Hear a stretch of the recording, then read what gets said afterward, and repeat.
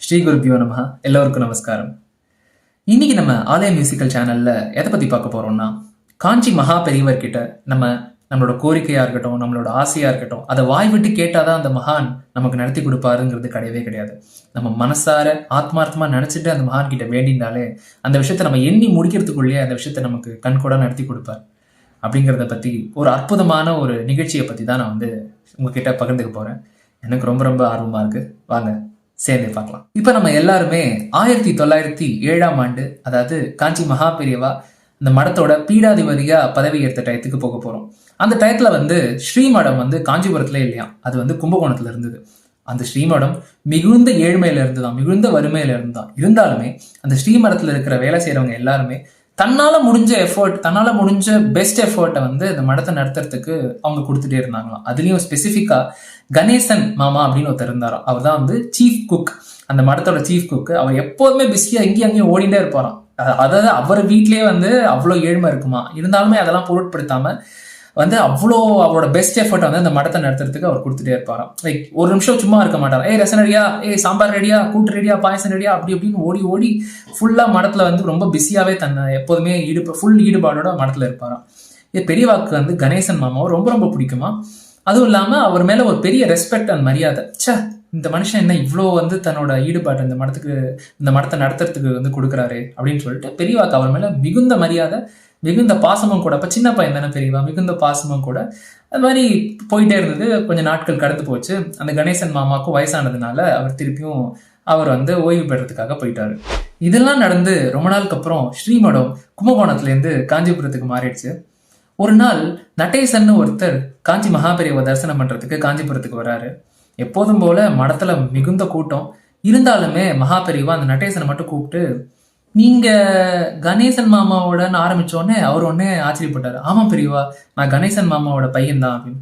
பா, உங்க அப்பாவை நாங்க எப்படி மறக்க முடியும்? தன்னையே அர்ப்பணிச்சு இந்த மடத்துக்காக நிறைய கைங்கரியம் செஞ்சிருக்காரு, பெரிய மனுஷன் அவர் எப்படி நாங்க மறக்க முடியும் அப்படின்னு சொல்லிட்டு அவங்க அப்பாவை பத்தி நிறைய அருமை பெருமைலாம் மகாபெரியவா இந்த நடேசன் கிட்ட சொல்லிட்டு இருக்காரு. இதெல்லாம் சொல்லி முடிச்சதுக்கு அப்புறம் மகாபெரியவா கேட்கிறாரு, சொல்லுங்க எதுக்காக என்ன பார்க்க வந்தீங்க அப்படிங்கிற மாதிரி கேட்கிறாரு.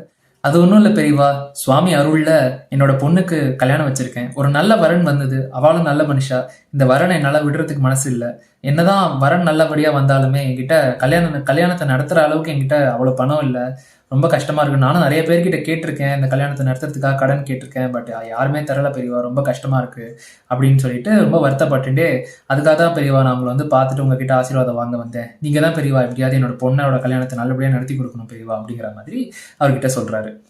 உடனே பெரியவர், அப்படியா, ஒரு 2 நிமிஷம் அங்க போய் நில்லுங்க அப்படிங்கிற மாதிரி சொல்றாரு. கொஞ்ச நேரம் கழிச்சு மடத்துக்கு ஒரு பெரிய செல்வந்தர் வராரு. பெரிய அஃப்ளூவண்டான ஆள் அவரு. அவர் பாத்தீங்கன்னா மகா பெரியவாரை மாசத்துக்கு ஒரு தடவை தரிசனம் பண்றது ஒரு வழக்கமாவே வச்சிருக்காரு. அன்னைக்கும் அதே மாதிரி மகா பெரியவா தரிசனம் பண்றதுக்காக வந்திருக்காராம். அப்போ வந்த உடனே மகா பெரியவர் கேட்கிறாராம், எனக்கு ஒரு கோரிக்கை இருக்கு, அது நீ செய்வியோ அப்படிங்கிற மாதிரி கேட்கிறான். தாராளமா சொல்லுங்க பெரியவா, நீங்களே என்கிட்ட கேட்குறீங்க, என்ன செய்யணும்னு சொல்லுங்க பெரியவா, கண்டிப்பா நான் செய்யறேன், நீங்க தான் நடத்தி வைக்கணும், கண்டிப்பா செய்யறேன் பெரியவா அப்படிங்கிற மாதிரி சொல்றாங்க. உடனே பெரியவர் சொல்றாரு, இவர் தான் நடேசன், இவர் அப்பா இந்த மடத்துக்காக நிறைய கைங்கரியம் செஞ்சிருக்காரு. இவரோட பொண்ணோட கல்யாணத்தை நடத்துறதுக்கு அவர்கிட்ட பெருசா பணம் இல்லையா, நீ தான் எப்படியாவது நடத்தி வைக்கணும், நடத்தி வச்சிருவியா, சரியா நடத்தி வச்சிருவியா அப்படிங்கிற மாதிரி கேட்டாராம்.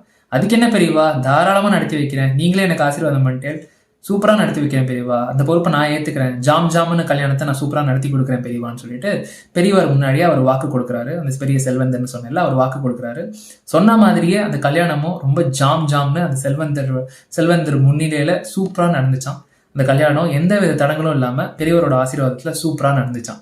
இந்த கல்யாணம்லாம் நல்லபடியா நடந்து முடிஞ்ச கொஞ்ச நாள்லயே இந்த நடேசன் மாமா மகா பெரியவா தரிசனம் பண்றதுக்கு திருப்பி காஞ்சிபுரம் மடத்துக்கு வராராம். பார்த்தா அன்னைக்குன்னு பார்த்தா மடம் கூட்டமே இல்லாம ரொம்ப வெறிச்சோடி போயிருந்துதான். ஒரு 4-5 பேர் தான் இருந்திருப்பாங்க. ரொம்ப காலியா இருந்துதான். உடனே மகா பெரியவா தரிசனம் பண்ணலான்னு ரொம்ப அப்படியே ஹாப்பியா ரொம்ப சந்தோஷமா குடுன்னு வராராம். மகாபெரிவா முன்னாடி நிக்கிறானா. உடனே மகாபெரிவா அப்படி ஓரமா போய் நில்லு அப்படிங்கிற மாதிரி ஒரு செய்கை காட்டுறாராம் இந்த நடேசன் மாமா கிட்ட. உடனே அந்த நடேசன் மாமாவும் இதை கேட்டுட்டு அவரும் ஓரமா போய் நின்ட்டாராம். உடனே கூட இருந்தவங்களுக்குலாம் ஒரே ஆச்சரியமா, என்னடா இன்னைக்கு மடத்துல கும்பலே இல்லையே, எதுக்கு மகாபெரிவா ஓரமா நிக்க சொல்றாரு அப்படின்னு சொல்லிட்டு அவங்களுக்குள்ளே பேசிட்டு இருக்காங்களாம். இதெல்லாம் கேட்டாலுமே மகாபெரிவா கேட்டும் கேட்காத மாதிரி அவர் என்ன வேலை செஞ்சுட்டு இருக்காரோ அதை அப்படியே பார்க்க ஆரம்பிச்சிட்டாராம். உடனே கொஞ்ச நேரத்திலேயே மகாபெரிவா தரிசனம் பண்றதுக்கு ஒரு தம்பதியர் வராங்களாம். மகாபெரிவா தரிசனம் பண்ணி முடிச்சுட்டு மகாபெரிவாக்கு சமர்ப்பணம் பண்றதுக்கு ஒரு வேஷ்டியும் ஒரு புடவையும் எடுத்துன்னு வந்தாங்களாம். உடனே மகாபெரிவா என்கிட்ட கொடுக்காதீங்க, அந்த ஓரமா ஒருத்தர் நிக்கிறாரு நடேசன், அவர்கிட்ட அதை கொடுத்துருங்க அப்படிங்கிறாங்க. உடனே ஓகே பெரியவா, நீங்களே சொல்லிட்டீங்க, தாராளமா கொடுத்துட்றோம்னு சொல்லிட்டு அவங்க கிட்ட கொடுத்துட்டு மகாபெரிவா தரிசனம் பண்ணிட்டு அந்த தம்பதியர் போயிட்டாங்க. உடனே கொஞ்ச நேரம் கழிச்சு இன்னொருத்தர் வராரா மகாபெரிவா தரிசனம் பண்றதுக்கு. உடனே மகாபெரிவா கேட்கிறாராம், ஏய் உன் கையில வைக்கிற வாட்ச் நல்லா இருக்கு, உங்ககிட்ட நிறைய வாட்ச் இருக்கா அப்படின்னு கேட்குறான். நிறைய இருக்கு பெரியவா அப்படின்னு உடனே, அப்ப நீ எனக்கு இந்த வாட்ச் தரியா அப்படிங்கிற மாதிரி கேட்கிறாராம். உடனே அதுக்கு என்ன பெரியவா, தாராளமா தரேன் அப்படின்னு சொல்லிட்டு, இல்ல எனக்கு இல்ல, இந்த ஓரமா நடேசன் ஒருத்தர் நிக்கிறாருல அவர்கிட்ட கொடுத்துருங்கோ அப்படின்னாராம். சரின்னு அவளும் கொடுத்துட்டு போயிட்டா. இன்னும் கொஞ்ச நேரம் கழிச்சு இன்னொருத்தர் வராராம். அவர் வந்துட்டு மகாபெரிவா தரிசனம் பண்ணி முடிச்சதுக்கு அப்புறம் மகாபெரிவர் கேட்கிறாராம், ஏய் நீ கையில போட்டு இருக்கிற மோதிரம் நல்லா இருக்கு, உங்ககிட்ட நிறைய மோதிரம் இருக்கா அப்படின்னு. நிறைய மோதிரம் இருக்கு பெரியவா அப்படின்னு.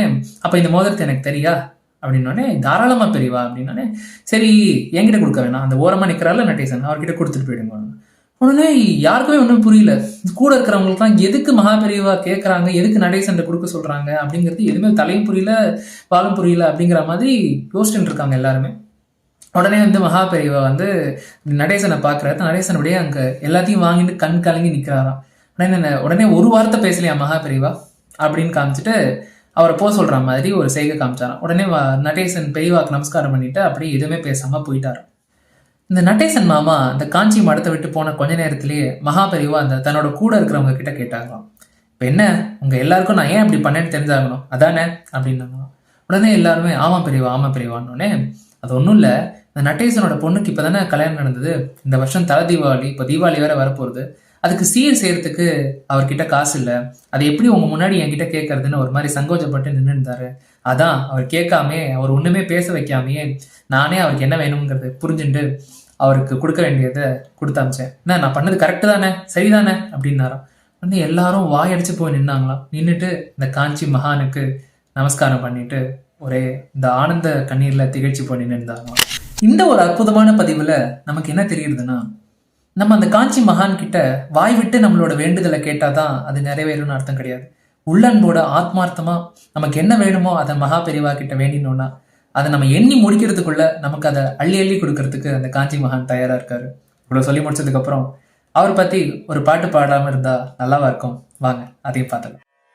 நினைக்காத துன்பம் பலயமை சேரும் போது, நினைக்காத துன்பம் பலயமை சேரும் போது, நினைத்தாலே அபயம் தரும் கரம் கிடைக்குமா, உன்னை நினைத்தாலே அபயம் தரும் கரம் கிடைக்குமா, நினைக்காத துன்பம் பலயமை சேரும் போது, உன்னை நினைத்தாலே அபயம் தரும் கரம் கிடைக்குமா, நினைத்தாலே அபயம் தரும் கரம் கிடைக்குமா.